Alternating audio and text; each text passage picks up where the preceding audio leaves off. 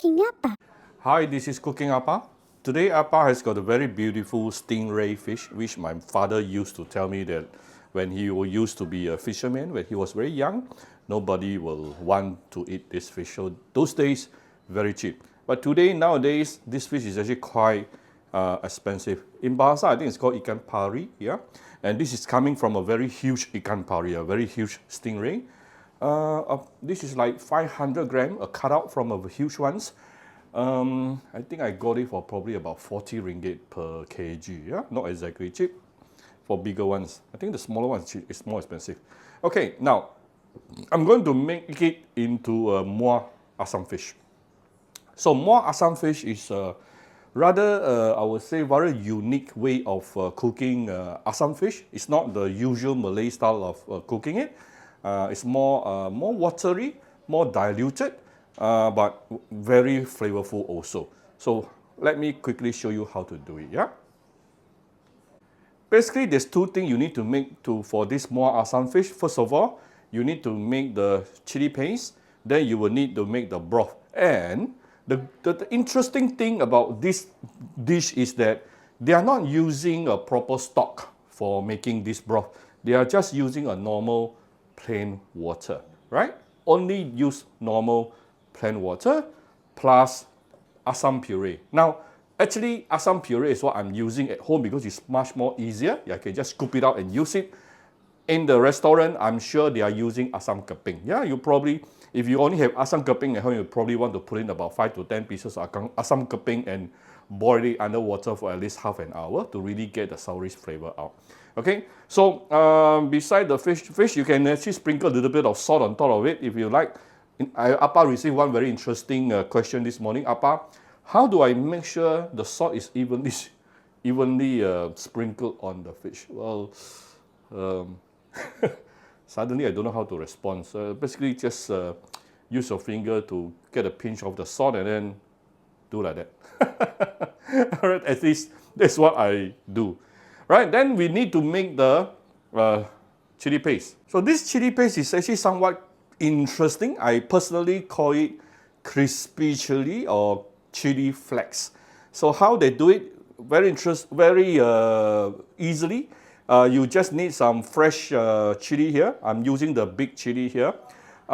This is like maybe like 7-8 pieces. I always tend to make more chili flakes at the end of the day because I will be using probably only like 1 tablespoon for this dish, but the rest of it I will keep it inside a jar.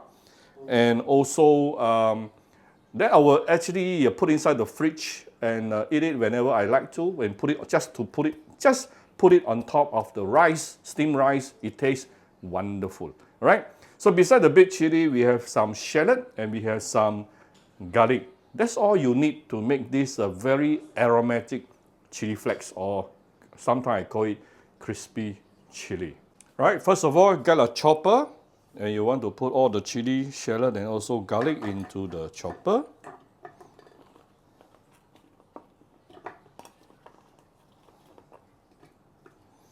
The chopper I'm using is very cheap, only 100 plus, but very efficient and easy to use. You can get it from any supermarket or any electrical store, yeah? It's from Kenwood. So once you put it in, we can actually add in a little bit of liquid or water just to ease the blending process. But you don't want to add in too much water.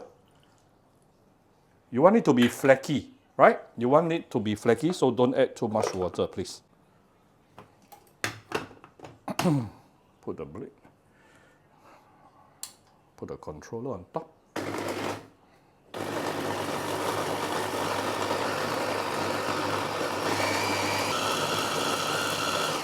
It shouldn't take very long, maybe 10-20 seconds, and you get this kind of consistency. Actually, it's a little bit too fine to my preference, but no problem. We will make the chili flakes or crispy chili first, right?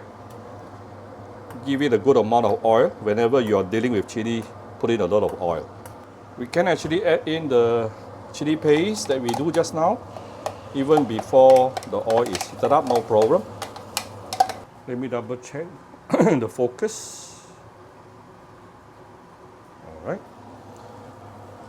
Next thing, you want to use medium heated oil to slowly saute the chili paste for the next 5 minutes or slightly more than that. And you do need to keep on stirring.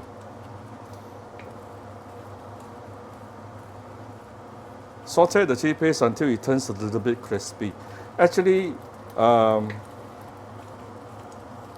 even to an extent of it is almost getting burnt, but you don't want for it to get burnt. So you do need to be a bit careful. Don't use too high heat on this because you do want to char the chili a little bit, but not to the extent of burn it. And that can happen. You can burn your chili very easily if your fire is too hot, yeah, or your temperature is too high.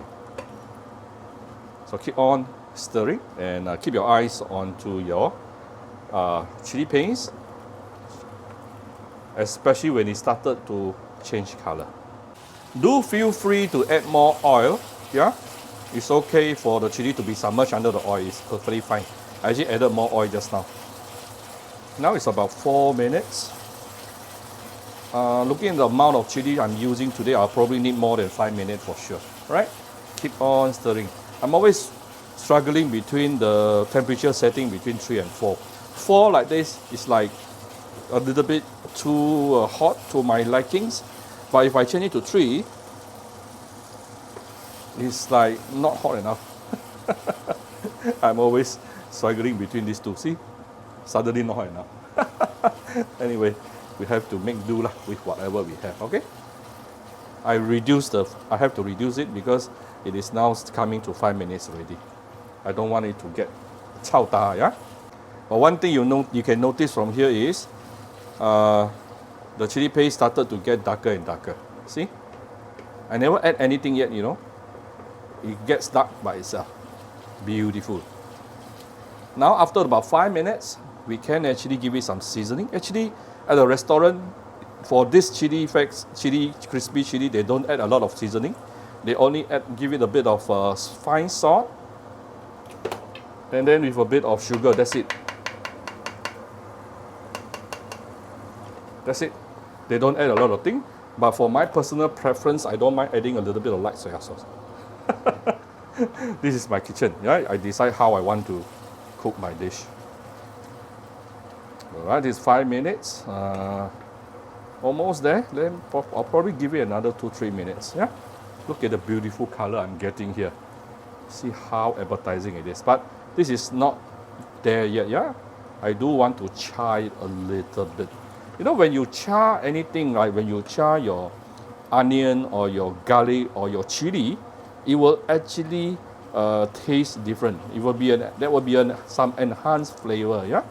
This is why when they're, like example, when the Thai people are cooking their curry, massaman curry, or when the Vietnamese are cooking their beef stock or beef soup, they will always char their onions and garlics and stuff. This is after about 10 minutes, coming to 10 minutes. Actually, I can try a little bit more, but today Appa started cooking quite late. I think this is good enough lah. Okay, because if you're not careful, rather than char, you are going to burn your chili paste. But look at how beautiful it is. This is super fragrant. It can go with anything, yeah? White rice, woo, steamed rice, beautiful. So we are going to set this aside while we quickly make the asam sauce, asam broth, which is super easy. Let me show you how. By the way, because of the residual heat, the oil inside here is going to continue cooking my chili paste and make it even more darker, right? Let's prepare a wok. Next thing, give it some filtered water. I'll probably need a little bit more. My fish is quite big. Actually, in the restaurant, they will actually blanch the fish separately. Today, due to my limitation in time, I'm going to do it together. Blanch the fish and then make the asam broth at the same time. I'm using hot water just to speed up the process a bit. Let's bring this to a boil. Once the water is boiling, we can actually season this before we put in the fish. First of all, I'm going to give it some assam puree. Let's do about 1.5 tablespoon to start with. I can still adjust to taste towards the end, yeah? And then we will need some savory, yeah? And give it some fine salt. A bit of sugar to balance it. I don't mind adding some of my favorite premium Vietnamese fish sauce. Those interested, you can actually get it from any unviet Vietnamese restaurant in Malaysia. It's called Ong Ki, made out of 100% nature ingredient. Only salt, ikan bilis, and water. Nothing else. Okay.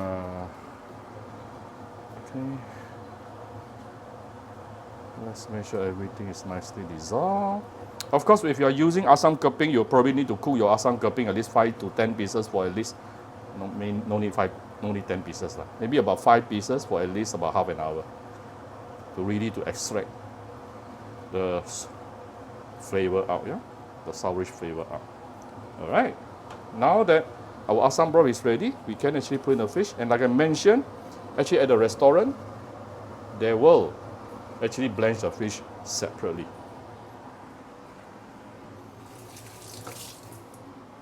So we are going to cook the fish until it is fully cooked, which will take a couple of minutes.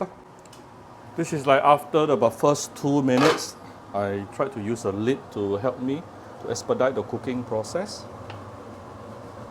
This piece today is super thick. It's like 2-3 inches, 2 inches plus. All right.